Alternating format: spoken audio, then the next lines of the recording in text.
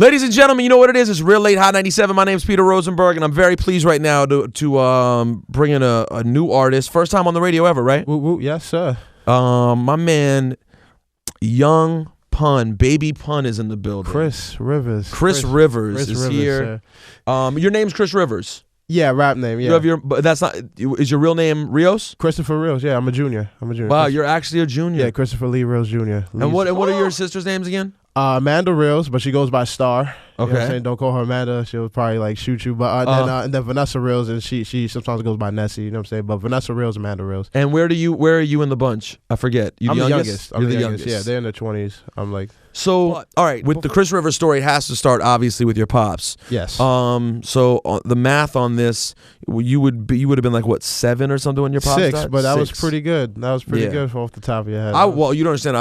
I was obsessed with your dad. Yeah. Like I've cooled out honestly because I just don't want to see. I've toned it down. Like let people. I don't want to be. You don't cut yourself big pun in your wrist anymore. But I did though. After he passed, I did wear a necklace with his name on it. Yeah. No bull. I wore a necklace with your pop's name on it. I believe it. I was hardcore. Like he was, to me, he's my favorite MC of all time. Yeah, he's a beast. So first of all, do you remember when he passed? Oh yeah. I remember the day vividly. You were. I want to hear about it. Oh yeah. So we was staying in a hotel at the time because like really with him we would stay in a lot of like studios or hotels. Like I said, he passed when I was 6, so I didn't really know. I thought that's just how life was. But with that day, I actually didn't like. The one thing I regret is that we didn't actually get to say bye to him because he was actually sleeping. We was headed to school from the hotel at that moment, and he was knocked out. So my mom was like, no, don't say bye. Like just go to school. So we went to school. We in school, and then we get picked up early from my uncle. And like I said, this is 13 years ago. I was the youngest too, so like it's probably like a little second off or whatever, a little paraphrasing here. But nevertheless, like he goes in the car, he seems a little distraught, but like I said, I'm 6, I don't really. So we drive into the house and we go to my grandmother's house, and we're there. He's on and off the phone with my mom, and then I guess he's trying to figure out the verdict or whatever. And then she comes to the house. And she sits all three, like me and my sisters down, and like she tells us, you know what I'm saying, your father's dead, like he passed away, blah blah. He caught a heart attack, and they started crying. I started cracking up because he did this a bunch of times. Like with like rounds, like he'll call us downstairs. We hear a gunshot. We'll go downstairs and be someone on the floor laying with like blood dripping out their head. Then he'll wake up like like it was ketchup. Like he pulled crazy pranks all the time. So me, I'm thinking like, okay, he's gonna bust out the closet. You know what I'm saying, something like that. And then they just all crying, and I'm just like, this must be real. You know what I'm saying? Then I cried, and that was the one time I cried because he never wanted me to cry really, but that was the one time I cried for him. And then you know what I'm saying? Then shortly after was the funeral. That was crazy. You remember that too? Yeah, man. Yo, it was so packed. It was the Ortiz funeral home right there in Castle Hill. Yo, it was so packed, and like what was crazy was on the inside there was people that like never knew him in person. You know what I'm saying? Like just fans, but like bawling in tears. And one dude actually came to his casket and threw his shirt off his back and dropped to his knees, and like it was just like it was nuts. And I didn't realize that like it was one of those things like you see back then. And like I said, I was with the mind of a 6-year-old, you couldn't fully comprehend like the impact of what was going on or comprehend depth fully of certain things. But like looking back on it, I see like how crazy it actually was. So there's so much here. Okay, so first of all, when did you comprehend how meaningful your dad was as an artist? Well, there was that like to this day, like I'm still like I get obviously, you know what I'm saying, but to this day I still see like certain like drips offs or impacts. Like back then of course I seen all that, and like just growing up and like people were so like, you know, adamant about him. But once I started doing when I was younger, it was all like a drift. But like as I got older, like into high school and stuff like that, and like, you know, a lot of kids in my generation too, they only know like if you're a hardcore punk fan, like sometimes your favorite song might not be his commercial stuff. You know what I'm saying? Like your favorite might be Dream Shattering, Beware, something like that if you really listen to punk. But like a lot of kids in the generation now, like they, you know, still not play or stuff like that. Like, oh, you know that. But like actually, like when I see people like say I perform at a show or like some like, you know, some of the older heads or the generation before me, like when they drop down, like they give me like, and it feels weird for me because I don't have like any sense of entitlement. You know what I mean? So like when they praising me off of my father's account, like I see like I feel weird about it, but like I see like he inspired. Like some people tell me that he raised them. You know what I mean? Like that his music raised them. That they saved he saved their lives. Like just crazy stuff like that. And like the whole movement, I see it like, and it's alive. And like it's like his thing was like a breed, and they call him a legend. Like, and it's just nuts. Like I realized it in the past few years doing the music thing, and prior to that, but really in the past few years doing the music, I seen it like just what people have to say and like. Was there an age though when you were like, all right, I'm getting into music. Let me go back and listen to all my dad's stuff. Or was it always playing? Was it around? No, it's funny. Like I didn't really listen to him growing up. Like I got into like I had a weird relationship with my pop. Like, you know, so I love him to death. You know what I'm saying? Like, it's just weird stuff growing up. But it's really like I didn't really listen to him growing up. I listened to a crazy amount of Eminem, you know, stuff like that. Like, but I didn't start listening to him till like I started listening to him when I was like 12. Lightly, you know what I mean? Because I didn't really, prior to that, I was like, the hell is he saying? Like, I understood his words, but I didn't get the metaphors, like, really break it down. So I was like, all right, cool. So I would listen to mostly rock and stuff like that. And then when I started doing the music again, like, I still didn't listen to him that much. But after I was getting compared to him so much, like, people saying, like, you know what I'm saying, whether it would be, like, style or voice of it, I was like, let me hear it. And, like, your voice is crazy. Your conversational voice is so much like him that is crazy. And I never met him. Yeah. I tried a few times. It just never happened. I was new in radio then. Okay. But even the way you speak, just from hearing a million interviews with him, it's uncanny. It's weird. And it freaks me out. Like, it gives me a sense of, like, I get happy when people tell me that. Because, like I said, I didn't really get to know my father. The only way I got to know him was through his music. Because my cousin, like, he knows him too. He like, that was his best friend. Like, and he a lot of amount of mannerisms that I have, he says it reminds me of him. So I'm like, all right, so that's cool. So I know when I'm writing, and my father was a writer too, and as I'm writing, I have certain emotions and certain things that go into it. So when I hear his music, I'm like, I can almost sense what he's feeling at that moment. You know what I mean? And I got that more recently. In the past 2-3 years, I've been actually listening to him like heavy. You know what I mean? Like, and really like just breaking down, because I became like, he was always my father. I loved him. It was always weird like listening to his music. But now that I have like heavily, like, I'm a fan of my father. You know what I'm saying? He's one of my favorites. You know what I'm saying? Like, hands down, like, he's one of the greatest. So like, just hearing it though, like, it allows me to get to know the man that I never got to know. All right, one thing I want to ask you about was, you know, as a Big Pun fan, a guy who was obsessed with him, I was definitely a little weirded out when I started hearing the stories from your mom, and about their difficulties and the physical abuse and things like that. Yeah. How do you reconcile that when you have a father you admire, obviously in a lot of ways, but at the same time he's gone now, and now you have to hear these things about him that are pretty rough to hear? It's well, in retrospect, really, I was there through it, so it's not like hearing it was a shocker. It's just I was And there. do you remember those things? Yeah, really, you know what I'm saying? I remember. You know, my sisters remember more because they were older, but I remember everything. You know what I mean? That I was, you know, there for. Like, it was a lot of stuff, but like, you know what I'm saying? My sisters have a certain time, you know, a hard time forgiving, but it's really just a forgiving factor. Like, I didn't fully understand it or why he did it, and like, that's probably why I'm so like biased with the like Baby Pun thing, because I had the name Baby Pun when I was younger. You know what I mean? And then like, as I started to become my own artist, like now when I'm really doing it heavy, I'm like, right, I wanted my own identity.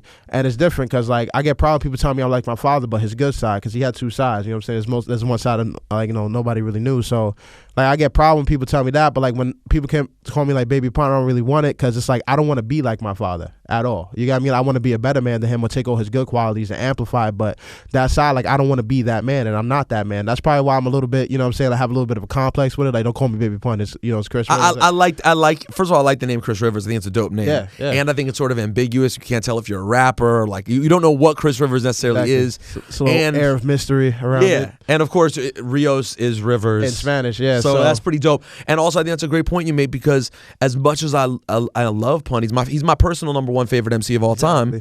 It was very hard to reconcile the fact that he had a very dark side. I mean, between the stuff that happened with your mom, and then even the way he died, and even his eating history, like, that's a dark part too. It's not it's all about like it. Everyone has their own personal demons. You know what I mean? I have them. You know what I'm saying? And you try to work on them. Like he had some mental problems, you know what I'm saying? And like, and it's just like, and it's a dark side. And like, sometimes I feel I have it, but I never go like into it. You know what I mean? Like, I would never do a lot of things that he did.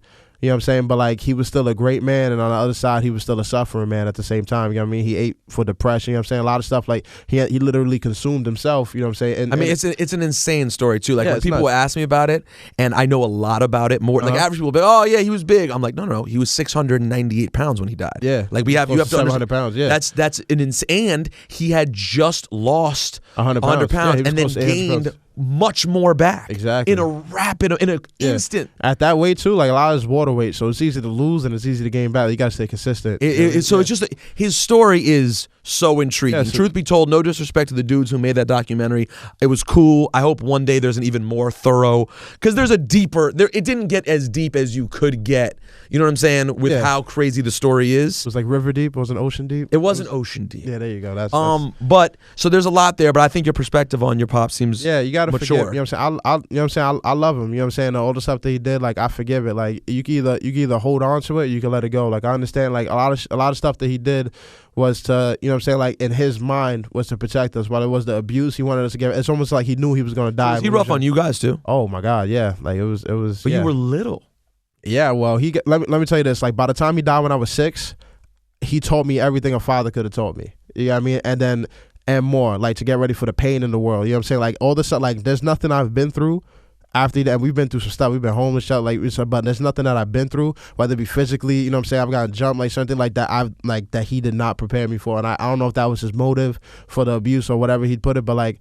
I knew he loved us. You got me, and so you felt loved even though you felt abused at the same time. Probably not back then, because I can't. Like I remember incidents, like you know what I'm saying, like memories and stuff like that. But I don't remember how I felt. You know what I'm saying? I knew I was fearful around him, because at any given time it could be something, whether it be just off of a drop of a dime or like, you know what I'm saying, or something that. But I remember actually one time I thought he was like, because he did have like a good purpose. He was just a little bit too how he went about it. You got me? Like one time he had cameras set up all around the house, right? He was a little paranoid sometimes, but I didn't know he had cameras set up in the house. I'm like 4 years old. He tells me to go get him soda. Now I'm a little kid. I'm like, all right, I'll take a sip of the soda sometimes. Now this happened multiple times, and one time I'll go with him to the soda, and he was like, did you take a sip? And I was scared to say yes. So I was like, no. Bah, punch me, fall on the floor, blah, blah. He was like, you lied, blah, blah. Next time I go back, and he's like, did you take a sip? And I did, and I was like, yes. And I was waiting for the punch, because I thought he punched me because I took a sip.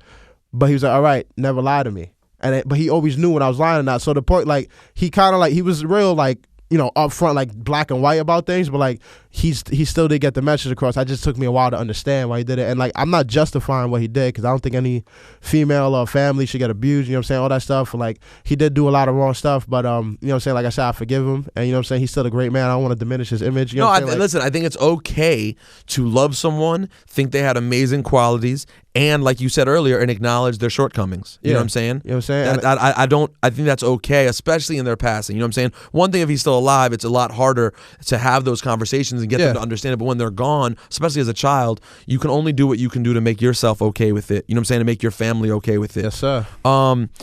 So you're completely independent right now, right? Yeah. Have you been in contact with Fat Joe or anyone from Terror Squad? No, I mean, Cuban here and there. You know what I'm saying? But no. You don't know Joe? No. You don't have a relationship with him? Not at all. He's never reached out? Not that I know of. Not to your knowledge? Yeah, no. Some would find that surprising, no? Yeah, I guess, yeah. Some people would. You know what I'm saying? Would you have an interest in having that relationship? Not really. And it's not that I have anything against them, you know what I'm saying? But there's like this whole air of, you know, obviously the obvious problems with that, you know what I'm saying? This whole air of problems. But like, my thing is like, I have nothing against the man, any animosity towards him. But like, people will hear the rumors, and even if I regard them, because I don't really know much about it. Like, I don't ask, I don't care, because. What are you referring to most? What do people suspect? That issues between them? Yeah, between Joe and Cuban. Joe and Cuban, Joe and my mom, you know what I'm saying? A lot of just everything. So, but I really don't get involved. That's part of my father's life, or his problems, or my mom's problems, or like, you can ask them, but like, I don't really associate with that. I'm all about progression, moving forward. Well, how about this? Would you say that it was clear, based on everything, that in the music business, Cuban was your father's closest friend? As far as stories where I hear, they were close. That was one of his best friends. Yeah. You know what I'm saying? And Triple Six too? Was he close with Triple Six? I know he was down, like, if I'm not mistaken, he was down with the crew, like Full Eclipse, before they came out. You know what I'm saying? They were cool. You know what I'm saying? Like I said, like, he died when I was 6. So you can't know the whole story? I don't know. You can't tell me where Prospect went to high school? Yeah, no, I can't tell you none of this. Actually, let me get you something right here. Hold up, what you got? Yeah, a little treat? Yeah, it's a big treat. You got a big. Shout out to Air Imagination, and Soa Clothing. They have like the freaking best things in the universe as far as clothing wise. Look at these sneakers right here. Like, this is the hip hop legend sneakers. You got, which one's this? This is the Big L and my pops. You know what I'm saying? Big Pun. And then over here on this other masterpiece, you got Tupac and Biggie. Yo, and your man did it. He took my Hip Hop Squares logo and it says Hip Hop Legends. Is that That is. Yeah. Wow, so, this is a serious gift. Yeah, that is airimagination.com. Go to them for the greatness. Yo, shout out to airimagination.com. No, Air Imagination. Cut out the I. Yeah, airimagination.com. Yeah. You know what I'm saying? Shout out to him, Scorp, Cash, you know what I'm saying? Everybody Woo! Yeah, there you go. Look at that. Wow, that looks crazy. Exactly. Yo, thank you, bro. Hey, man. Yo, his name is Chris Rivers. I'm very excited to see where you go, man. I'm very excited to see how the story turns out. Yes, it's gonna be great. I know where it's going. You're confident? Yeah, I'm confident. Actually, you run the freshman, don't you? No, I don't. You don't run it? I wish. They don't even ask me. Damn, I mean, I think they listen a little bit to maybe what I Are you support. hosting it? Are you hosting? I always host. All right, I always host. So you're gonna introduce me next year, right? You're gonna introduce me next year? Yeah, okay. Oh, next year's the year. Yeah, next year's. I'm saying it. It's all right. He's calling it right now. Yeah. Freshman next year. Chris Rivers is here. Check him on Twitter. Only Chris Rivers. Look for the mixtape. It's out right now. What's the name of the mixtape? Wonderland of Misery, Chronicles of the 6th Line. Look for it right now. Happy Summer Jam Sunday. Piff.com is downloadable free, man. Go get it. It's fire. It was a pleasure.